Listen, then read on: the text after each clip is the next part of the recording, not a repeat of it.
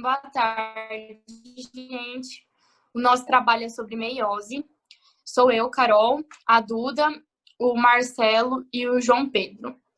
A gente vai falar um pouco sobre a meiose e as suas fases. Queria falar para vocês que vocês não precisam copiar os slides, porque a gente tem um resuminho para vocês no final.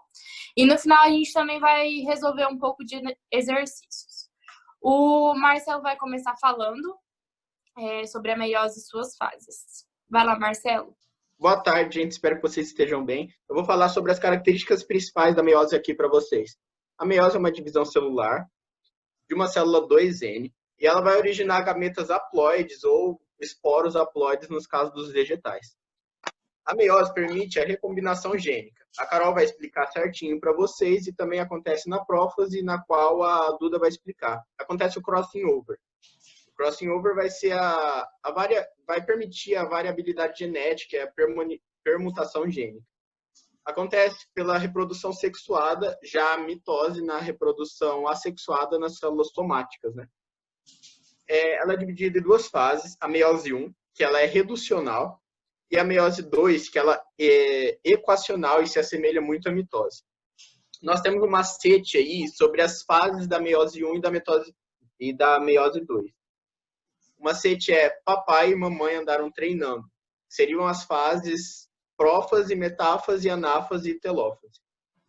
Agora eu vou falar sobre a intérfase. A intérfase é o período que antecede tanto a mitose quanto a meiose, antecede a divisão celular. O que acontece na intérfase? A intérfase ela é preparação para a divisão celular. A célula está se preparando e sofrendo mutações e crescendo para permitir que ela seja dividida. Ela é dividida em 4 períodos. No primeiro período, o G1, acontece o crescimento celular e a biossíntese de materiais. Ela vai sintetizar proteínas, DNA e o RNA. A fase seguinte, a fase 2, é a fase de síntese e também a fase mais importante. Acontece a duplicação do DNA. Aquele DNA que era 1 passa a ser 2, para assim, então, que ele possa ser dividido. A fase G2, a próxima, acontece a síntese de DNA, proteínas e a condensação da cromatina. Aí a gente, com certeza, a gente pode ver pelos microscópios o cromossomo bem certinho e sua forma bem visível para a gente, né? E a fase M, que seria a divisão celular tanto por mitose quanto por meiose. Também temos estruturas e funções na intérfase de proteínas, né? Temos o checkpoint. Qual que é a função do checkpoint? Seria uma proteína que ela vai analisar se a produção de DNA está sendo dada corretamente ou não. Já temos proteínas como CDKs e as ciclinas, que elas são responsáveis por impulsionar e acelerar a produção de células e do DNA.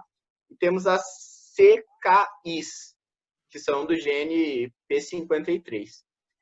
Essas são responsáveis por amenizar e diminuir o processo de produção de DNA e tal. O que acontece? Pode dar um problema nessa proteína do gene P53 e a interfase vai começar a produzir muitas células e muitos DNA descontroladamente, e essas células podem se formar um tumor em alguma região do seu corpo, tanto maligno quanto benigno. Caso benigno, esse tumor ele vai parar de fazer essa interfase.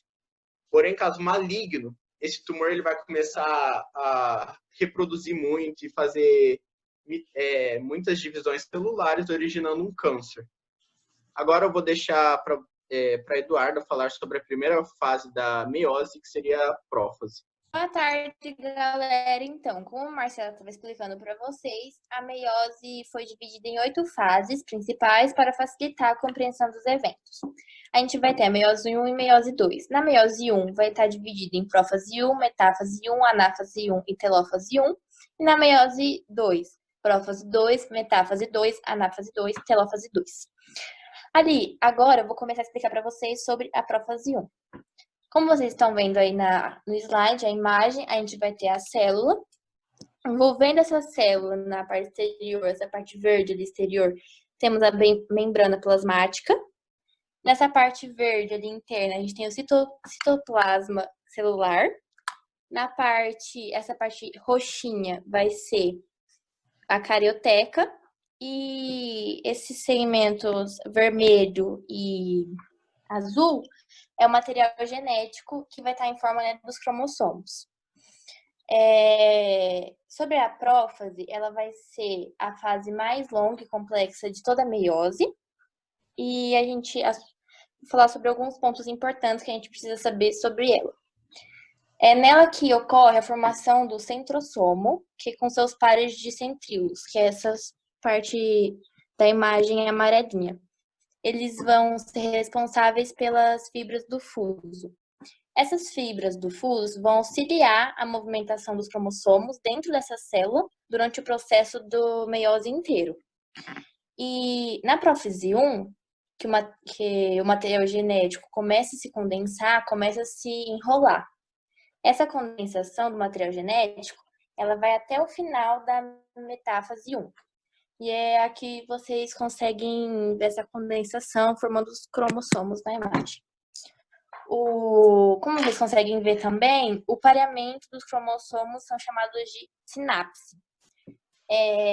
Esse pareamento pode ocorrer troca de fragmentação de cromatídeos entre os cromossomos homólogos, que é o chamado crossing over. A Carol vai explicar pra gente daqui a pouco certinho o processo, como ocorre, que é um dos problemas mais importantes que a gente tem. A prófase 1 é a única fase que ocorre o crossing over, que é na prófase 1, e ela vai ter 5 subdivisões. A importante é que a gente precisa saber, pode cair em algum vestibular, alguma pergunta, é o pacteno. Vai ser a mais importante porque é onde ocorre o crossing over. As outras frases é lepteno, zigoteno, pacteno, diplóteno e diacenese. Então, essa vai ser a única importante por ocorrer o crossing over lá. Então, se alguma pergunta, alguma questão estiver perguntando onde ocorre, né, o crossing over, é somente na prófase 1, no subdivisão do pacteno. É isso, agora o Marcelo vai continuar explicando para você. Tá, gente, agora eu vou continuar com a segunda fase da meiose 1, que é a metáfase 1. O que vai acontecer? Os cromossomos eles vão estar no seu grau máximo de condensação. Por isso, vai ser muito fácil visualizar eles no microscópio. Eles vão começar a se posicionar na região mediana da célula, que é chamada a região equatorial. As fibras de fuso, que a Duda tinha citado na prófase 1, elas vão ficar posicionadas nas extremidades da célula e ligadas aos cromossomos. Agora vocês vão ver a explicação da anáfase 1. Oi, gente. Gente, agora a gente vai ter a anáfase 1. Sempre que tiver alguma coisa relacionada à anáfase, vai ser redução, tanto na meiose 1, tanto na meiose 2. Elas ambas vão separar alguma coisa, só que vai ser diferente. Aqui na anáfase 1, os pares de cromossomos que vão estar no centro vão se separar, vão se reduzir, e vai ser pela lei da segregação independente dos cromossomos homólogos, que a Duda vai explicar melhor depois. Então, o que a gente pode concluir? Que cada cromossomo vai para um par oposto, automaticamente se separando do par. E nessa fase, a gente não vai ter nem a duplicação, nem a divisão dos centrômeros e nem das cromátides irmãs. E aqui nessa fase, é a primeira fase que vai começar a reduzir alguma coisa. Antes, nenhuma delas reduziu. Nessa vai ser a primeira redução, porque sempre as reduções vão ser nas anáfases. O que antes era 2N igual a 4, uma célula diploide, agora vai ser N igual a 2, uma célula haploide. E agora a gente vai passar para a Carol falar da telófase. Gente, vou falar um pouco sobre a telófase 1. Os cromossomos começam a se descondensar nessa fase. O que acontece? Até então, eles estão lá enroladinhos, bonitinhos. E agora eles começam a se desfazer. Não sei se é assim que dá para falar, mas é a melhor maneira de vocês entenderem. A membrana nuclear é refeita e os nucleolos começam a se reorganizar.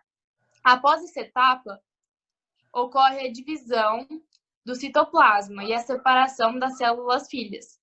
E aí formam-se células haploides, duas células filhas haploides.